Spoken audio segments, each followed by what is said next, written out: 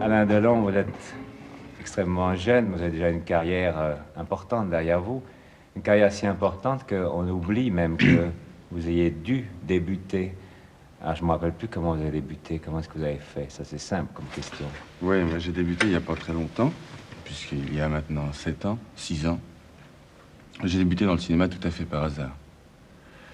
Je revenais de finir mon service militaire et j'étais de retour de l'armée. Je ne savais pas exactement quoi faire, ni vers quoi me diriger. Et je dois dire que je n'avais rien dans mes mains. Aucun métier, aucune formation spéciale. Et un jour, je vous passe les détails, un jour j'ai eu la chance de rencontrer des gens qui, eux, étaient dans ce métier de cinéma et qui m'ont présenté un metteur en scène qui était en train de préparer un film et qui était même à 8 jours de le tourner. Qui s'appelait Yves Allégret, qui s'appelle toujours Yves Allégret. Et Yves était justement en train de chercher l'acteur pour un des rôles principaux du film, qui était un jeune garçon de 20 ans, un peu voyou sur le bord et en dehors des bords aussi. Et on m'a présenté à Yves, et Yves m'a dit, m'a fait parler, m'a demandé de lui dire qui j'étais, d'où je venais, de lui raconter un peu ma vie, ce que j'ai fait. Et aussitôt après, il m'a dit, vous êtes exactement le personnage que je cherche, et vous êtes exactement ce que j'ai besoin pour mon film. Et il m'a dit, voulez-vous faire le rôle que je vous propose? Et moi, je lui ai dit non. Il m'a dit, comment non? Je lui ai dit non, parce que ça m'intéresse pas, j'aime pas, je connais rien de ce métier, j'ai jamais eu envie de faire spécialement ça. Et puis, je suis très bien comme je suis. J'avais pas besoin de grand-chose, j'avais simplement besoin d'avoir à manger, à dormir, et j'étais heureux comme ça. Vous aviez un peu d'argent ou pas? J'avais pas d'argent, j'avais tout ce qui... je vous dis, le strict nécessaire, manger... De quoi? De rien. J'avais des camarades, à cette époque-là, je fréquentais Saint-Germain, je fréquentais d'autres quartiers aussi, j'habitais Pigalle. Et j'avais pas de gros moyens, j'avais surtout des amis, je connaissais beaucoup de copains et des gens qui étaient aussi avec moi dans l'armée. Et vous savez comment c'est, on mangeait d'un cornet de frites, d'une saucisse ou d'autre chose. Et puis c'est tout ce que je demandais, quoi. Et puis finalement, Yves a dû se battre avec les producteurs pour m'imposer, contre ma volonté, parce que je lui avais jamais dit oui encore. Et il a réussi à obtenir gain de cause vis-à-vis du producteur, et il m'a dit, maintenant, il faut vraiment le faire. Et je dois dire que je l'ai fait vraiment pour lui faire plaisir. Parce que je voyais cet homme qui avait tellement envie que je fasse son rôle, tellement envie que je fasse son film, et moi qui ne voulais pas.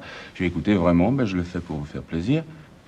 Et j'ai commencé comme ça. Vous ne vouliez pas pour quelle raison? Parce que vous pensiez que vous ne pouviez pas le faire? Parce que d'abord, je connaissais rien de ce métier-là. Je revenais de l'armée, il y avait 4 ans que j'étais parti dans l'armée. Je connaissais rien au cinéma. Je connaissais Jean Gabin, Michel Morgan, Jean Marais, c'est tout ce que je connaissais du cinéma. Et je me sentais... C'est pas un mauvais générique, oui. Et je me sentais pas capable, je savais même pas dans quoi j'allais me fourrer, enfin. Et on a commencé à tourner, on a commencé les prises de vue.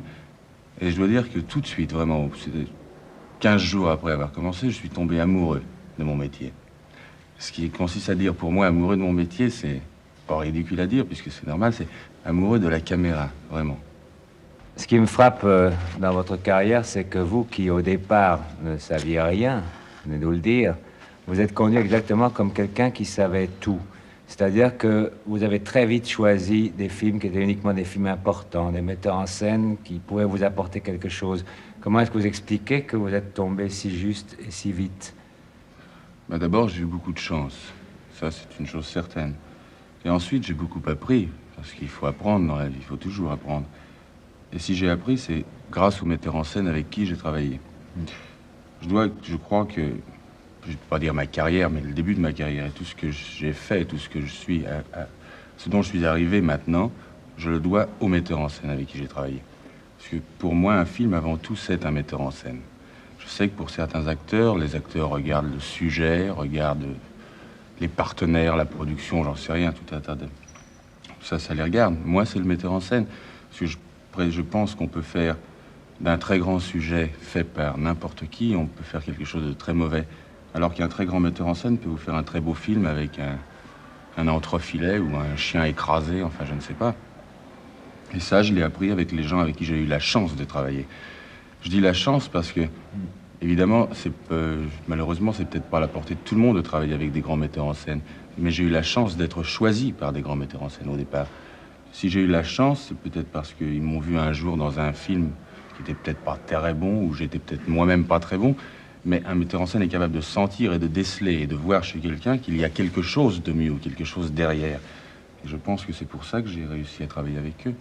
Et après, évidemment, au début, on ne peut pas choisir. On ne peut pas dire je veux travailler avec un tel ou avec un tel. C'est le metteur en scène qui vous le choisit. Vous venez de vivre une expérience assez instructive. Vous venez de passer un week-end prolongé avec Luchino Visconti pour un film qui s'appelle Le Guépard. Oui. Un week-end qui a duré combien de temps? Ça a duré exactement 6 mois. Vous saviez que vous partiez pour 6 mois lorsque vous avez signé pour Le Guépard?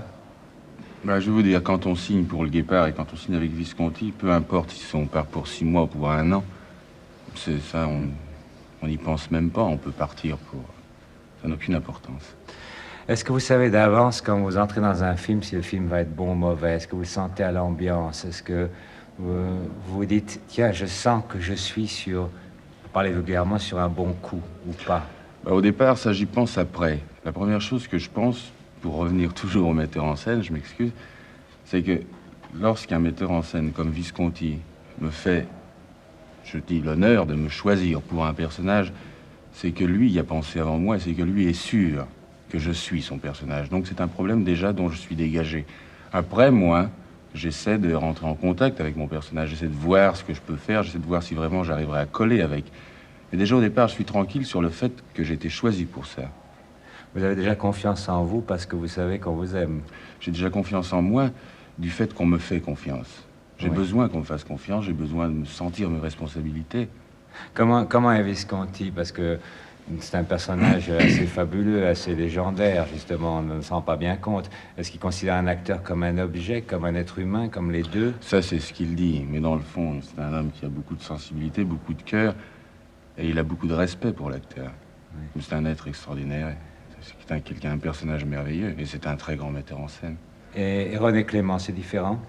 Alors, René Clément, c'est tout à fait différent. René Clément, c'est, si je peux dire, c'est mon maître, enfin. C'est lui qui m'a tellement appris. C'est sûrement, à mon avis, c'est sûrement le plus grand directeur d'acteurs que j'ai jamais connu. C'est sûrement le plus grand directeur d'acteurs français, j'ai pas peur de le dire, européen et sûrement du monde aussi. Il m'a appris à jouer la comédie, il m'a appris à me mouvoir devant une caméra, il m'a appris une science que je trouve qui est très particulière chez René Clément et qui est merveilleuse pour un acteur, c'est le regard. Pour René Clément, tout doit se passer dans les yeux, tout doit se passer dans le regard. Et ça, c'est une chose extraordinaire que René m'a appris. Et il vous l'a appris, par exemple, la première fois. Est-ce que vous vous souvenez des premiers conseils qu'il vous a donnés? Oui. Oh, c'est très complexe parce que René vous explique, vous avez une scène, par exemple, à tourner.